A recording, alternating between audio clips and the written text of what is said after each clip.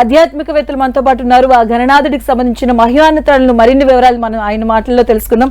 అలాగే మనతో పాటు బంగారే శర్మ గారు ఉన్నారు, ఆధ్యాత్మికవేత్త. అలాగే డాక్టర్ కుప్పా శ్రీనివాస్ శాస్త్రి గారు కూడా ఉన్నారు. అలాగే మరో ఆధ్యాత్మికవేత్త శ్రీ నాగరాజ్ గారు ఉన్నారు. నమస్తే అండి మీ అందరికీ కూడా. నమస్తే. ముందుగా బంగారయ్య గారు, మీరు ఆ మహాగణనాథుడు 9 రోజులు కూడా విశేషమైనటువంటి పూజలు అందుకున్నాడు. 9 రోజులు ఎందుకు నవరాత్రులు, దాని ప్రాముఖ్యత అసలు? నవము అంటే పూర్ణ సంఖ్య, కంప్లీట్. మీరు 9ని దేనితోటైనా గుణించండి. 9 ఒకట్ల 9, 9 రెండ్ల 18, 8 1 9, 9 3 27, 7 2 9, అలా మొత్తము 9 వస్తుంది.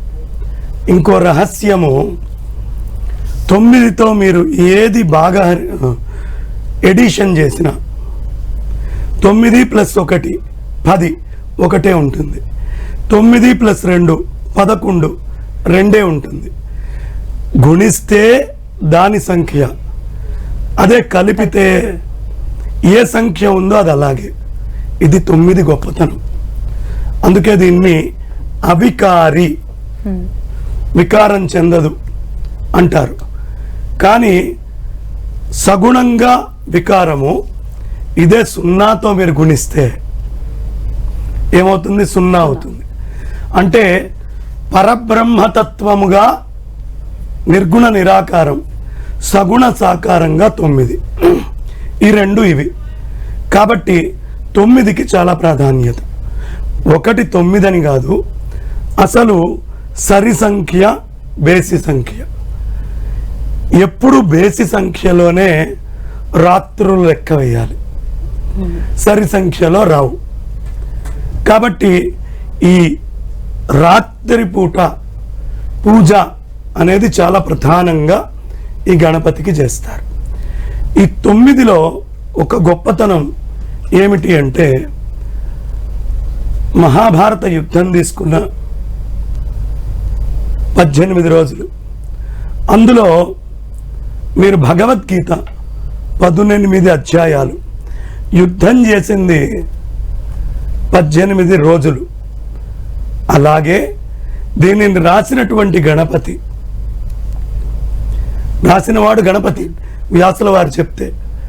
కాబట్టి ఈ 9 అనే సంఖ్యకి న్యాయం చేయాలి అంటే, సహస్రారంలో 9 నిర్గుణ నిరాకారం అయితే, మూలాధారంలో సగుణ సాకారం.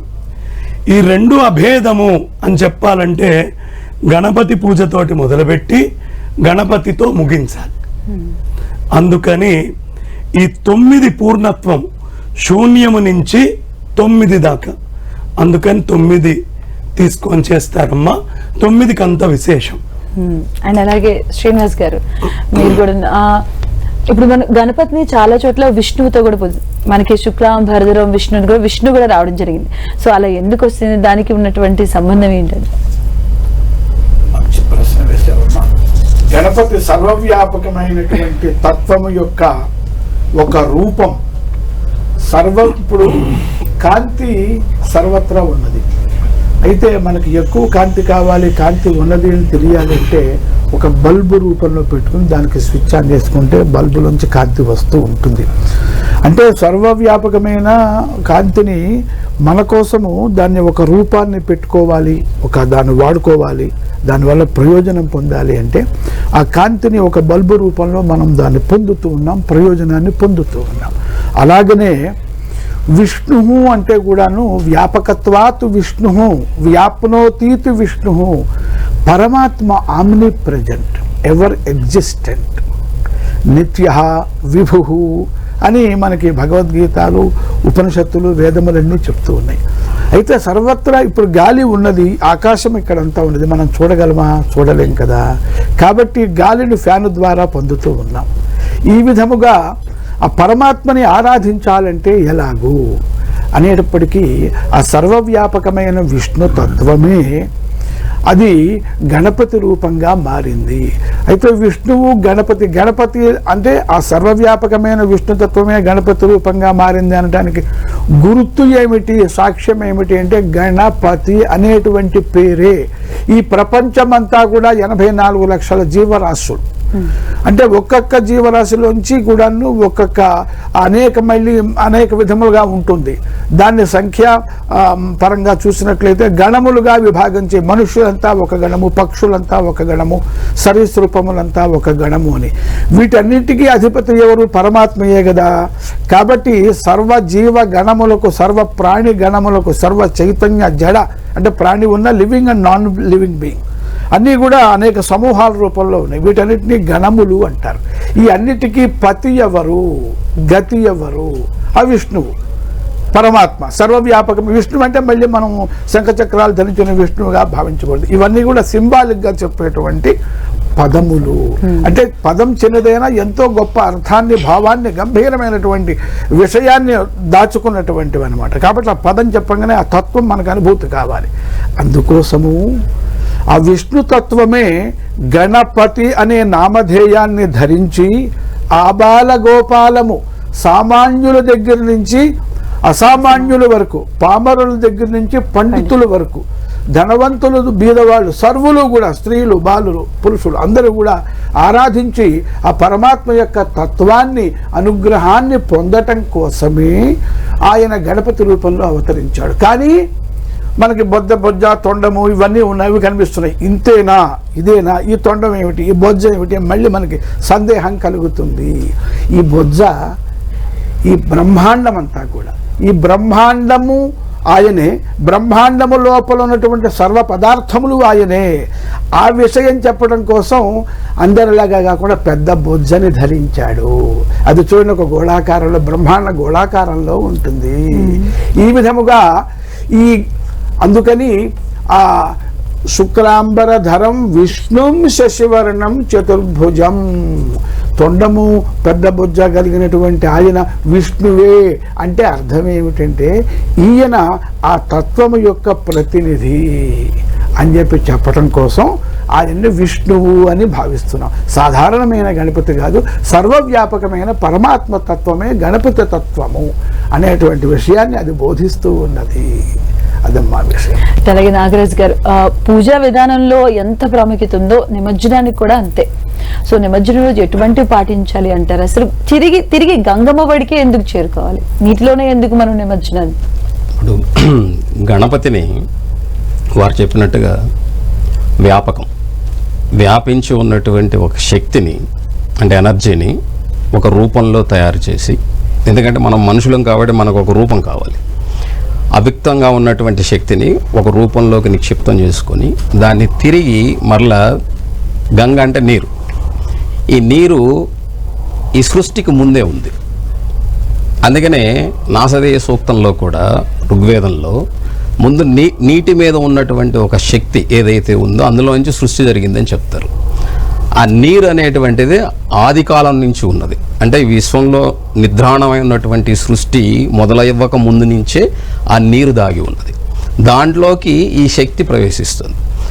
ఈ శక్తి ప్రవేశించడం అంటే అర్థం ఏమిటంటే, విశ్వం అంటే విష్ణువు, ఆ విశ్వంలో ఉన్నటువంటి శక్తి అంటే పార్వతి, అందులో నుంచి బయలుదేరేటువంటి కాంతి అంటే శివుడు, అందులో నుంచి వచ్చేటువంటి పొటెన్షియల్ ఎనర్జీ అంటే గణపతి, అందులో నుంచి వచ్చే శక్తిని, ఎనర్జీలో నుంచి వచ్చేటువంటి కైనటిక్ ఎనర్జీ అంటే సుబ్రహ్మణ్యేశ్వర స్వామి. దాన్ని కాకపోతే మనకి అర్థం అవటం కోసం ఏం చేశారంటే, నువ్వు మనిషివి కాబట్టి నీకు ఒక రూపాన్ని ఇచ్చారు. అదే పశుపక్షాదులు ఉన్నాయి, సార్ చెప్పినట్టుగా గణములు ఎన్నో ఉన్నాయి. అంటే పశుపక్షాదులు ఒక గణాలు, ఒక్కొక్కరు ఒక్కొక్క అర్థంగా దాన్ని తీసుకోవడం జరిగింది. ఇప్పుడు మూలాధార చక్రంలో బంగారాయ శర్మ గారు చెప్పినట్టుగా, మూలాధారంలో అంటే మన వెన్నుపూస భాగంలో ఉన్నటువంటి టైల్ బోన్ అంటాం. అందులో నిద్రాణమై ఉన్నటువంటి శక్తికి మూలం, ఆధారమైనటువంటి వాడు గణపతి.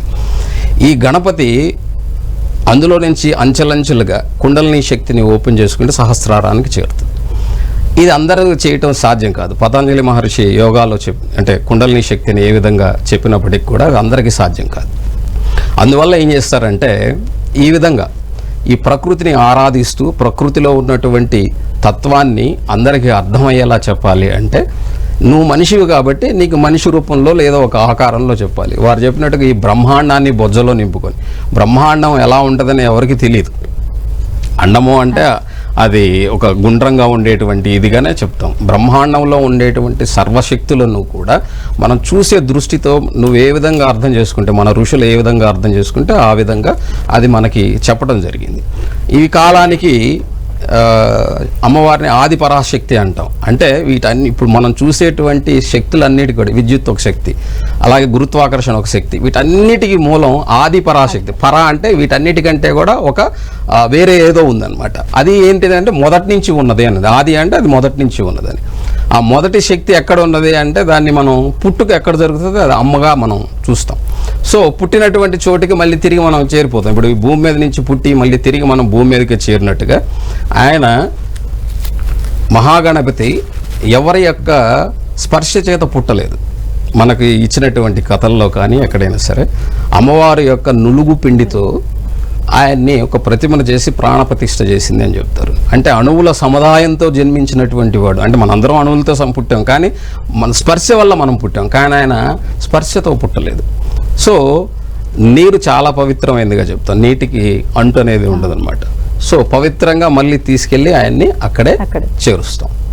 మంగారెడ్డి శర్మ గారు, పూజా విధానంలో మనం ఒక మట్టి విగ్రహాన్ని తెచ్చినా, ఎంతో వాల్యుబుల్ ఉన్నటువంటి బంగారు విగ్రహాన్ని తెచ్చినా కూడా 21 పత్రులతో మనం పూజ చేస్తూ ఉంటాం. అందులో గరికకి మరీ ప్రాముఖ్యత. మనం ఎన్ని చేసినా ఎన్ని పెట్టినా గరిక యొక్క మహిమానత్వం అనేది వేరే ఖచ్చితంగా పెట్టాలి అంటారు. అసలు ఎందుకది? మనకి ఇవాళ మంచి ప్రశ్నమ్మా. గ్రహణం కాబట్టి గ్రహణం రోజు గరిక గురించి మాట్లాడుకోవాలి. ఈ గరికలో చాలా అద్భుతమైనటువంటి గుణాలు ఉన్నాయి. రేడియేషన్స్ అబ్జార్బ్ చేసే గుణాలు ఉన్నాయని రీసెర్చ్ పేపర్స్ ఉన్నాయి. కాబట్టి గరికకు ప్రత్యేకత. 2 పెద్ద గాలులు వచ్చినాయి, లేదు పెద్ద వరదో వానో వచ్చింది, ఏమాత్రం చెట్టు అయినా కొట్టుకుపోతుంది. గరికకి ఏం కాదు, అది అలా ఉంటుంది, మళ్ళీ లేస్తుంది. అంటే దాంట్లో జీవ లక్షణం చాలా ఎక్కువ. గరిక దేనికి ఎక్కువ తొందరగా పోతుంది అంటే సూర్యనారాయణమూర్తి యొక్క తాపానికి తొందరగా పోయి ఓషధిగా మారి ఇంకో జీవం కింద లేస్తుంది. అందుకే సూర్యుడి లోపల 2 లక్షణాలు. ఒకటి పూర్తిగా దాహకం, 2 ఉత్పాదనం. దాహకం చేస్తాడు, ఉత్పాదనం చేస్తాడు. దేన్ని ఎక్కువ దాహకం చేస్తాడు? గరికనే. కాబట్టి ఈ గరిక అనేటటువంటి జీవము చాలా విశేషమైనటువంటి లక్షణాలని సంతరించుకుంది. ఈ గరిక తినేటటువంటి వాళ్ళకి తొందరగా అనారోగ్యం రాదు. మీరు గరికపాటి ఇట్లాంటి ఇంటి పేర్లు వింటారు. ఇదేమిటి అంటే ఆ గరికతోటి పచ్చడి చేసి రాజును మెప్పించారు. ఓ రహస్యం చెప్తాను. ఇవాళ ఇజ్రాయెల్లో వాళ్ళ చపాతీలు తయారు చేయడానికి గరికనే ఎక్కువ పోషకాహారం ఉన్న దాని కింద భావించి వాళ్ళు తయారు చేస్తున్నారు. అంటే అర్థం ఏమిటి? గరికలో జీవశక్తి మిగతా అన్నిటికంటే స్ట్రగుల్ ఫర్ ఎగ్జిస్టెన్స్లో కూడా ఎక్కువ ఉంది. కాబట్టి గణపతి గజముఖం. ఈ గజముఖము ఎక్కువగా ఇష్టపడేది గరికని. అంతటి గజము యొక్క అవసరమైన డైట్ని ఈ గరిక మెయింటైన్ చేస్తుంది. అంటే గజానికే మెయింటైన్ చేస్తే ఆ గరిక మనకెంత చేయాలి? కాబట్టి సూర్యనారాయణమూర్తి శక్తి, చంద్రుడి శక్తి ఎప్పుడు భూమి మీద కాగినా దాని కాంపెన్సేషన్ గరిక. గ్రహణం వచ్చినప్పుడు కూడా అదే. అందుకని 21 పత్రుల్లో విశేషమైన ఔషధి స్వభావం గరికకుంది. అందుకని గరికకంత ప్రాధాన్యత. అలాగే ప్రతిమలు కూడా తీసుకునేటప్పుడు చాలా క్షుణ్ణంగా పరిశీలించి తీసుకుంటారు. ముఖ్యంగా ఆ తొండ భాగం నుంచి అంటే కుడివైపు తిరుగుందా, ఎడమవైపు తిరుగుందా, దాని ప్రాముఖ్యత కూడా. ఈ ఎడం వైపుకు తిరిగిందనుకోమ్మా, అది మామూలుగా ఉండే గణపతి. కుడివైపుకుంటే దానిని వలంపురి గణపతి అంటారు. వలంపురి ఇప్పుడు మీకు దక్షిణావృత శంఖము అని ఉంటుంది కదా, అలా ఇది. ఎవడికి లోకంలో ఉండే సుఖాలు కావాలో వాడు ఎడం వైపు తిరిగి ఉన్న తొండంతో కూడిన స్వామిని అర్చించాలి. అదే కుడివైపు తిరిగి ఉందనుకో అమ్మ, దాని ప్రత్యేకత ఏంటి అంటే అమృత కలశం ఉంటుంది. ముక్తి, జీవన్ముక్తినిచ్చేటటువంటి స్వామి కుడి పక్క తిరిగి ఉన్న స్వామి. అందుకని కుడి పక్కన తొండమున్న స్వామికి చాలా ఎక్కువ ప్రాధాన్యత. ఒకటి. రెండు, ఎడం పక్క శక్తి. ఎప్పుడైనా ఎడం పక్కంతా అమ్మవారు, కుడి పక్క అయ్యవారు. ఆ స్వామివారి యొక్క శరీరంలో మెడ దాకా అమ్మవారిచ్చిన శరీరం, మెడ పైన అయ్యవారిచ్చిన శరీరం. ఆయనకి 2 దంతాలు ఉంటాయి. ఒక దంతము ఎప్పుడు నిర్విఘ్నంగా ఉంటుంది, కానీ ఒక దంతము ఛేదమయ్యి ఉంటుంది. ఎందుకంటే ఆయన తల్లి లోపల ఎప్పుడు ఆడ ఏనుక్కి దంతం ఉండదు, మగ ఏనుక్కే దంతం ఉంటుంది. ఆయన పార్వతీ పరమేశ్వరులని ఇద్దరిని సగం సగంగా చూపించాలి అని అనుకున్నారు. కాబట్టి అర్ధనారీశ్వరంగా ఒక పక్కన అమ్మని, ఒక పక్కన అయ్యని ఇద్దరిని చూపిస్తున్నారు. కాబట్టి సౌరశక్తి భూమి మీదకి తపింపజేయడానికి వస్తుంది. అదే సూర్యకిరణం చంద్రుడి మీదకి వచ్చి ఈ మొక్క ఉత్పాదనకి, అంటే అమ్మవారి విద్య చంద్ర విద్య, అయ్యవారి విద్య సూర్య విద్య. ఈ సూర్యుడి నుంచి వచ్చే కిరణం తపింపజేస్తుంది, చంద్రుడి నుంచి వచ్చే కిరణం జీవాన్ని ఇస్తుంది. కాబట్టి ఈ 2 ఆయన చూపించడానికి అయ్యవారిచ్చినటువంటి ముఖముతో తపింపజేసే లక్షణం గరికని లాగుతాడు. ఆ అమ్మవారిచ్చినటువంటి శక్తిని అయ్యవారిలో ఐక్యం చేయడం, అంటే జీవన్ముక్త స్థితిని నువ్వు పొందాలి. ఆత్మతత్వము బయట విడిగా కనిపిస్తున్న శక్తి అభేదము ఒకటి చెయ్యి అని చెప్పడానికే ఆ గరికని స్వామి భుజిస్తారు. ఇది ప్రత్యేకత. అంటే అలాగే 21 పత్రులు కూడాను, 21 పత్రుల్లో ఇంత ప్రత్యేకత.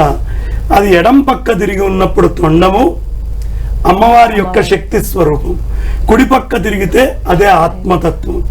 అందుకనే నువ్వు అడిగిన మొదటి గరిక, రెండో తొండం, ఈ 2 కలిసి వచ్చినాయి. అండ్ అలాగే ఆయన చరిత్ర కూడా చూసుకుని, అంటే పుట్టినప్పటి నుంచి కూడా ఉన్నాం, ఆయన పుట్టిన విధానం కావచ్చు, తర్వాత ఆయన శివుడి ఆగ్రహానికి లోనవ్వడం, ఒక్కొక్క ఘట్టం కూడా నుంచి ఒక్కొక్క దాని నుంచి మనం ఒక్కొక్కటి నేర్చుకునే అంశాలు. ఓవరాల్ గా మనం గణేష్ చరిత్ర నుంచి మనం ఏం తీసుకోవాలి, ఏం చెప్తుంది అసలు? గణపతి చరిత్ర సమస్తాన్ని నేర్పిస్తుంది. ఒకటి నేర్పిస్తుంది, ఒకటి నేర్పించదు అనేది లేదు. నమస్తే గణపతయే, త్వమేవ ప్రత్యక్షం తత్వమసి, త్వమేవ కేవలం కర్తాసి, త్వమేవ కేవలం ధర్తాసి, త్వమేవ కేవలం హర్తాసి, త్వం సర్వం ఖల్విదం బ్రహ్మాసి, త్వం సాక్షాత్ ఆత్మాసి నిత్యం. అది ఏమిటయ్యా అంటే బ్రహ్మదేవుడిలో ఉన్న సృష్టి లక్షణము గణపతిలో ఉంది, విష్ణుమూర్తిలో ఉన్న స్థితి లక్షణము గణపతిలో ఉంది, అదే విధంగా మహేశ్వరుడిలో ఉన్న లయతత్వం గణపతిలో ఉంది. ఇవన్నీ ఎందుకయ్యా? ఈ మూడిట్లో ఒకటే అయిన ఆత్మతత్వం ఏదుందో అది కూడా గణపతిలో ఉంది. జీవుడిగా నేను వేరు అని నువ్వు అనుకుంటున్నావే, నువ్వు అది వేరు కాదు అని చెప్పే తత్వం కూడా గణపతిలోనే ఉంది. కాబట్టి నీ మనస్సుకి ఉద్వేగాలు చాలా వస్తున్నాయి, వీటన్నిటినీ బ్యాలెన్స్ చేయటమే శాంతి. ఆ శాంతినిచ్చేది కూడా గణపతే. అందుకని ఎప్పుడైనా సరే మనం గణపతి తత్వంలో ఆయన కళ్ళ నుంచి సూక్ష్మ దృష్టిని, ఆయన చెవుల నుంచి బాగా వినడం, అవసరమైన ఉంచుకోవడం, అనవసరమైనవి తీసేయడం, ఆయన తొండము నుంచి, తొండం ఏం చేస్తుందమ్మా? చిన్నదైనటువంటి సూదినైనా పెద్దదైన బర్మా దుంగనైనా రెండింటినీ తీస్తుంది. చిన్న విషయాన్ని పెద్ద విషయాన్ని ఎలా పట్టుకోవాలి అనేది, తల్లిదండ్రుల దగ్గర భక్తితోటి ఎలా ఉండాలి, ఏ కారణమైనా ఏ కార్యమైనా ఆయన అనుగ్రహం లేకుండా జరగదు. నువ్వు ఎక్కడికి వెళ్ళినా సరే నీ స్థాయి ఎలా ఉండాలి అంటే నువ్వు ఉంటేనే అది జరగాలి, లేకపోతే జరగకూడదు అనే ముద్ర ఉండేట్టుగా జీవించాలి. ఇలాగే దేశభక్తి. ఇవాళ అందరూ అమెరికాలు వెళ్తున్నారు, ఆస్ట్రేలియాలు, కెనడాలు, జర్మనీలు, యూకే మొత్తం తిరుగుతున్నారు. కానీ ఒక్క రహస్యం, గణపతి ఈ దేశంలో గొప్ప వస్తువు. రావణాసురుడైనా, విభీషణుడైనా, అగస్త్యుల వారైనా లంకకి, ఆస్ట్రేలియాకి తీసుకెళ్దాం అనుకున్నారు. ఆత్మలింగం, రంగనాథ విగ్రహం, కావేరీ నది. కానీ భారతదేశం దాటనివ్వలేదు గణపతి. అంటే గొప్పవైనవి ఈ కర్మభూమి నుంచి దాటించకండి అని ఆయన సందేశం ఇస్తున్నారు. కాబట్టి గణపతిలో లేనిది లేదు. అందుకనే ఏకాగ్రత గురించి కూడా ఉన్న ఆయన, ఎందుకంటే 7 చక్రాలు ఉంటాయి, ఆ 7 చక్రాల పైన కూడా పట్టునటువంటి ఏకాగ్రత మూలాధారంలో ఆయన ఉండి, ఆయనని మురారి ప్రముఖాదులు బ్రహ్మదేవుడు, సరస్వతి, విష్ణుమూర్తి, లక్ష్మీ అమ్మవారు, పరమేశ్వరుడు, అలాగే మహాశక్తి, జీవుడు, మనస్సు, అంతకు పైన ఉన్నటువంటి ఆత్మతత్వం, ఈ అన్నీ కూడా మూలాధార క్షేత్రం దగ్గర శక్తిని ఆయన ఇచ్చి కుండలిని లేపాలి అని ప్రార్థన చేస్తాయి. ఆయన లేపాకే ఇవన్నీ పూర్ణత్వాన్ని పొందుతాయి. కాబట్టి సమస్తమైన సప్త చక్రాలకి శక్తినిచ్చేటటువంటి స్వామి ఆ స్వామి. అందుకని ఆయన్నే సప్త చక్రాత్మకుడు అంటారు. అయితే అండి, గణనాథుడికి సంబంధించినటువంటి చరిత్ర గారి ఆ మహిమాన తత్వాన్ని కూడా మరిన్ని వివరాలు మనం తెలుసుకుంటున్నాం. ఖైరతాబాద్ గణనాథుడి గురించి కొంచెం, ఎందుకంటే ఆయన అన్ని రూపాల్లో కూడా దర్శనమిచ్చాడు. అన్ని రూపాలు ఇప్పటి వరకు చాలా సంవత్సరాల నుంచి ఒక్కొక్క సంవత్సరం ఒక్కొక్క రూపాన్ని ధరిస్తూ, అలాగనే ఒక్కొక్క సంవత్సరం ఒక్కొక్క అడుగు పెరుగుతూ ఆ గణపతి మనకి దర్శనమిస్తున్నాడు. అంటే ఏమిటనమాట, పరమాత్మ తత్వం అనేటువంటిది ఎప్పుడూ వృద్ధి చెందేటువంటిదే, సర్వవ్యాపకుడు. ఇందాక గణపతి అంటేనే విష్ణువు, అంటేనే విష్ణువు యొక్క మరొక పర్యాయ పదమే గణపతి. సర్వమునకు అధిపతి, సర్వత్రా నిండి ఉన్నటువంటి వాడు, సర్వవ్యాపకుడు.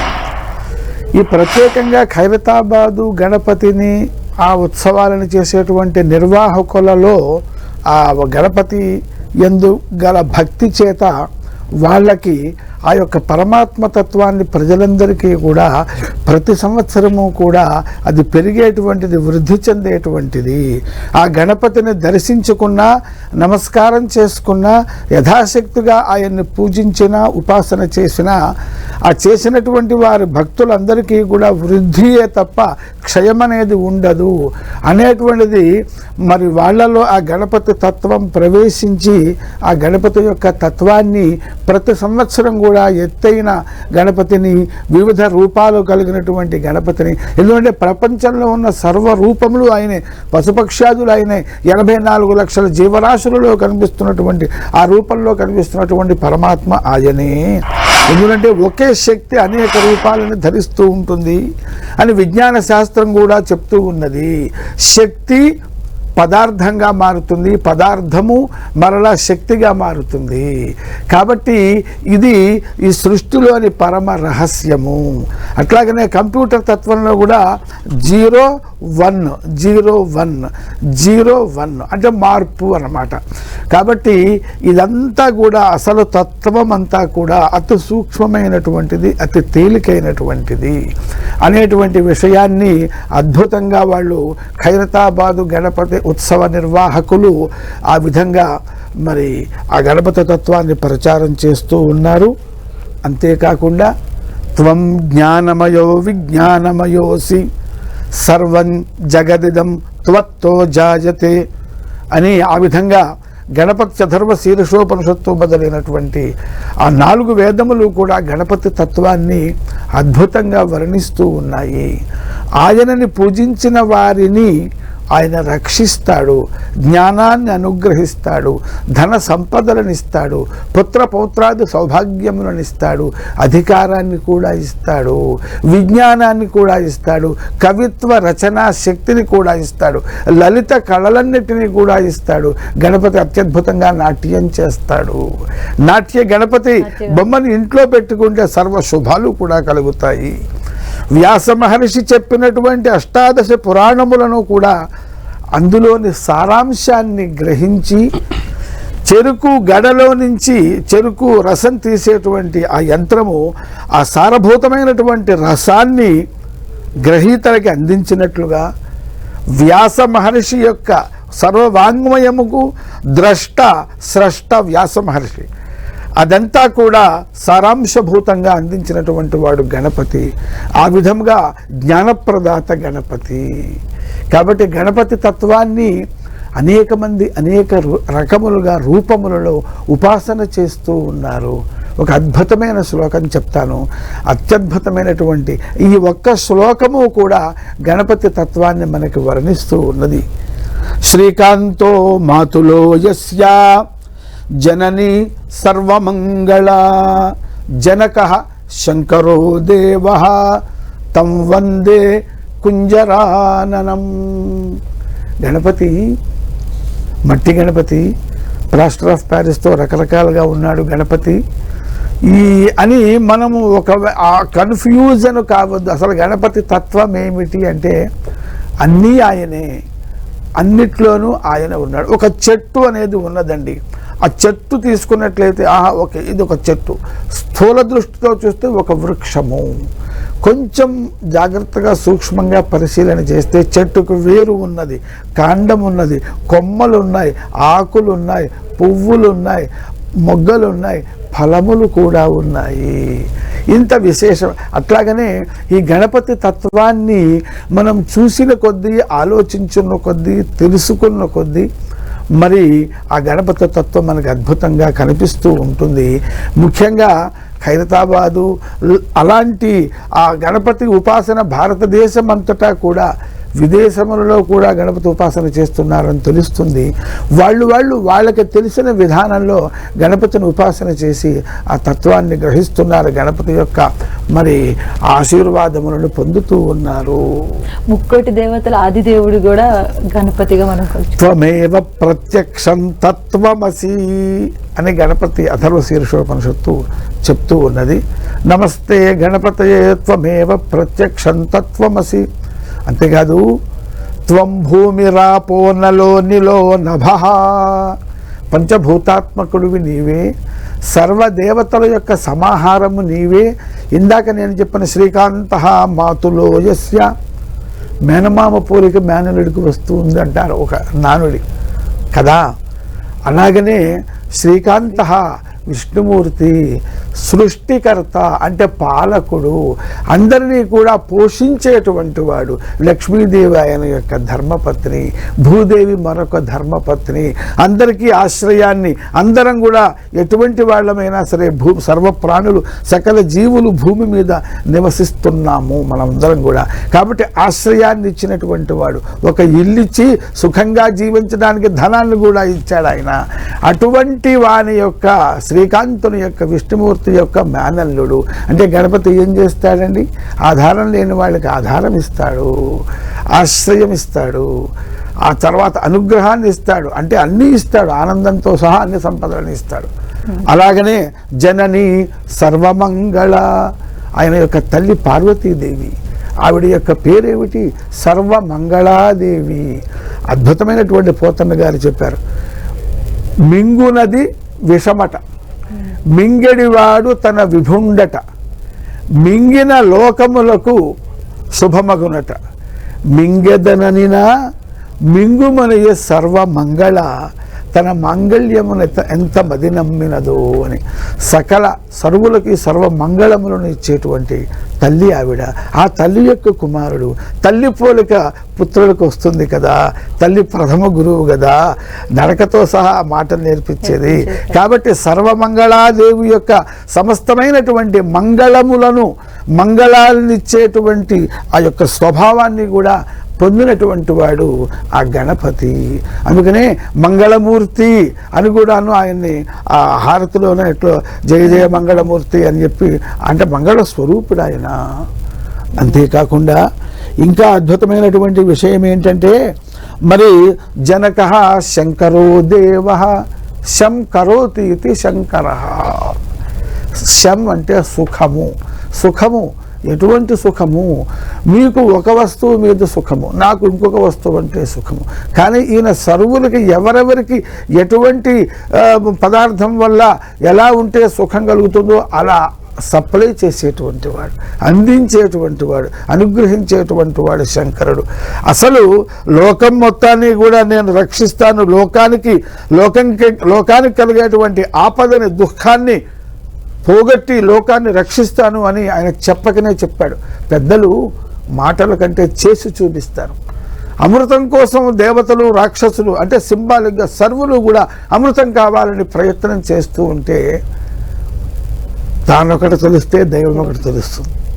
ఆదిలోని హంసపాదం అన్నట్లుగా హాలాహలం పుట్టింది. దాన్ని చూసేటప్పటికీ అందరూ పారిపోయినారు.